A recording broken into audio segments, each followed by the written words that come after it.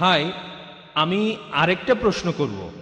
কোরআনে সূরা আলাকের 2 নম্বর আয়াতে বলা হয়েছে, আল্লাহ মানুষকে একটা জমাট বাঁধা রক্তপিণ্ড থেকে সৃষ্টি করেছেন। আমি এই কয়েকদিন আগে পবিত্র কোরআনের এই সূরাটার উর্দু অনুবাদটা শুনেছিলাম। সেখানেও বলা হয়েছিল যে রক্তপিণ্ড থেকে মানুষ সৃষ্টি হয়। আমরা এটা জানি, মানে এখন এটা সবাই জানে যে আমরা মানুষ জাতি জন্মাই কোনো রক্তপিণ্ড থেকে না, জন্মাই শুক্র থেকে। আর আমি এরকম একটা অনুবাদও পড়েছি, অন্য আরেকটা আয়াতে আছে, পরে আমি এই বিন্দুকে ব্র্যাকেটে শুক্র পরিণত করি রক্তপিণ্ডে, তারপর এই রক্তকে পরিণত করি মাংসপিণ্ডে।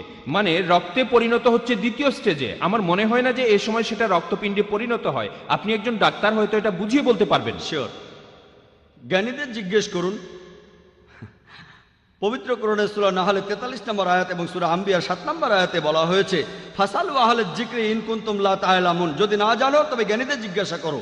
আমি খুব বেশি কিছু জানি না, তবে এই ব্যাপারগুলো সম্পর্কে জানি আলহামদুলিল্লাহ। আমি বেশি কিছু জানি না, আমি বিভিন্ন ধর্মের একজন ছাত্র আর সামান্য একজন ডাক্তার MBBS।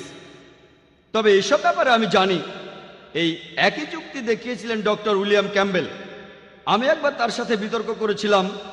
তিনি একজন মেডিকেল ডাক্তার আর কোরআনের বিরুদ্ধে বই লিখে তিনি PhD করেছিলেন। তার বইতে লিখেছেন যে কোরআনে 30টা বৈজ্ঞানিক ভুল আছে।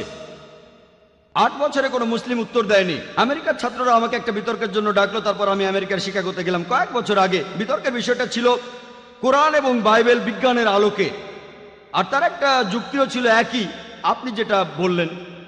কোরআনের যে আয়াতটা প্রথম নাজিল হয়েছিল সূরা আলাক বা সূরা ইকরা 1 ও 2 নম্বর আয়াতে উল্লেখ করা হয়েছে, ইকরা বিসমি রাব্বিকাল্লাযী খালাক খালাকাল ইনসানা মিন আলাক, পাঠ করো তোমার প্রতিপালকের নামে যিনি সৃষ্টি করেছেন।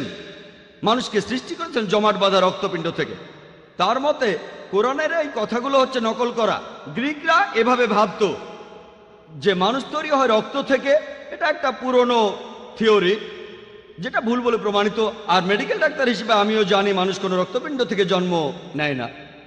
তাহলে ডক্টর উইলিয়াম ক্যাম্বেলের মতে আমাদের নবীজি অমুক অমুক জায়গা থেকে এগুলো নকল করেছেন, বড় একটা লিস্ট রিসার্চ। আর তিনি বললেন যে নবীজি সাল্লাল্লাহু আলাইহি ওয়াসাল্লাম, নাউজুবিল্লাহ, আমাদের নবীজি তিনি নকল করেছেন সিরিয়ানদের, গ্রিকদের। এগুলো তিনি নাকি রিসার্চ করে জেনেছিলেন PhD করতে গিয়ে। তিনি PhD ডক্টর, আবার মেডিকেল ডক্টর। এরপর তিনি আরো বললেন, আপনারা যেসব অনুবাদ পড়েন বলা হয়েছে রক্ত রক্ত রক্ত, তবে ইদানিং কিছু মুসলিম অনুবাদ করছে আলাকা আলাকা, অর্থাৎ জোকের মতো কিছু একটা। তিনি এটা জানতেন, আমি জানতাম না, তিনি জানতেন। তবে তিনি তখন বলেছিলেন আমাদের সেই অর্থটা নিতে হবে। কোরআন নাজিলের সময়ে তখনকার লোকেরা যে অর্থটা বুঝতো, এখনকার সময়ের কোনো অর্থ আমরা নিতে পারি না।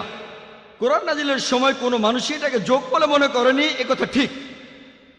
সেজন্য আপনারা আগেকার যে তাফাসিরগুলো পড়বেন সবাই বলছে রক্ত, একথা কেউ বলছে না যে আলাকা হলো জোকের মতো কিছু। আর আমিও একমত। আলাকা শব্দটা 3টি অর্থ আছে, জমাট বাঁধা রক্তপিণ্ড যেটা ঝুলে থাকে, আর জোকের মতো কোনো জিনিস। প্রফেসর কিথমুরকে কোরআনের আয়াতটা দেখানো হয়েছিল মাইক্রোস্কোপে পরীক্ষা করে। তিনি বললেন আমি জানি না এটা জোকের মতো দেখায় কিনা। তিনি মাইক্রোস্কোপ দিয়ে ভ্রূণের প্রাথমিক অবস্থা পর্যবেক্ষণ করলেন, তারপর জোকের একটা ছবির সাথে মিলিয়ে দেখলেন, আর দুটোর মধ্যে মিল দেখে খুবই অবাক হয়েছিলেন। আজকে মেডিকেল সায়েন্স বলছে যে ভ্রূণ দেখতে জোকের মতো, কিন্তু তার যুক্তি ছিল সেই সময়ের যে অর্থটা করা হতো সেটাই নিতে হবে, আজকেরটা না। আর তিনি উদাহরণ দিলেন যে কোরআন বলছে আর বাইবেলও বলছে শূকরের মাংস খেও না, কিন্তু এখন আমেরিকায় শূকর বলতে একজন পুলিশ অফিসারকেও বোঝায়। তাহলে কি বলবেন কোরআন বলছে তোমরা কোনো পুলিশকে খেও না?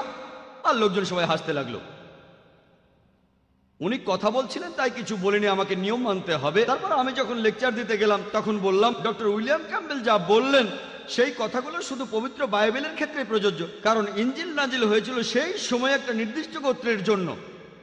তাই বাইবেলের জন্য সেই সময়ের অর্থটাই নিতে হবে।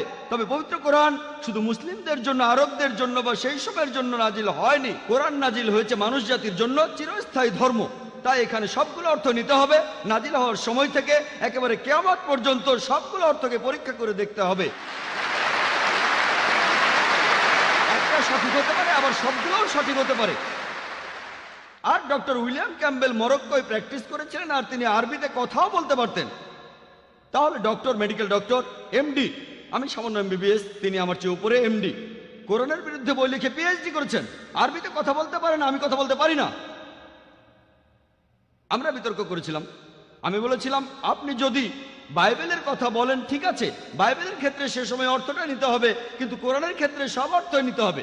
আর এখন যে অর্থটা করা হয় তাতে তার কোনো আপত্তি নেই, কারণ প্রফেসর কিথ মুর, যিনি এ ব্যাপারে খুবই বিখ্যাত, ভ্রূণবিদ্যার বিখ্যাত বিশেষজ্ঞ, তিনি বলেছেন, আর তার বইতেও তিনি লিখেছেন যে ভ্রূণ দেখতে জোকের মতো, তাই আপত্তি করা যাচ্ছে না।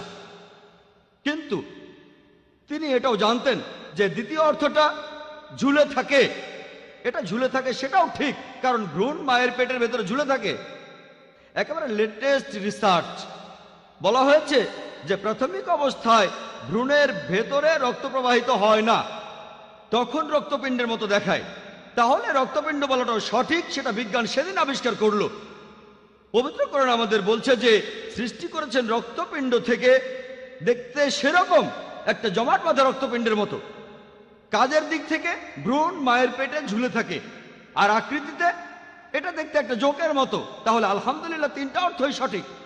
এমনকি রক্তপিণ্ড সঠিক, যেটা ঝুলে থাকে এ অর্থটাও সঠিক, জোকের মতো সেটাও ঠিক।